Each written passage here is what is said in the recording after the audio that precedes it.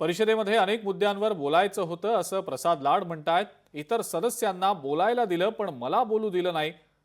माझ्याशी बोलणं झालं असं सचिवांनी सभापतींना सांगितलं। याविषयी सचिवांविरोधात सभापतींना पत्र दिल्याचं प्रसाद लाड यांनी म्हटलंय। जोवर कारवाई होत नाही तोपर्यंत मी काळी फीत घालून येणार आहे असं सुद्धा प्रसाद लाड यांनी म्हटलंय। एक विधान परिषदेचा सदस्य म्हणून मी या गोष्टीचा निषेध करतो। एखाद्या विषयावर, राज्याच्या विषयावर, प्रमुख विषयावर जेव्हा सत्ताधारी म्हणून आम्ही जेव्हा प्रस्ताव मांडतो तर सरकारची भूमिका, सरकारने केलेलं काम, सरकार काय करणार आहे, सरकारला आमच्याकडून अपेक्षित काय आणि आम्ही सरकारला काय अपेक्षित मागतो हे आम्ही सभागृहात मांडतो। त्यावरती मंत्री महोदय किंवा मुख्यमंत्री, उपमुख्यमंत्री त्यावर उत्तर देऊन त्यावरती निर्देश देत असतात।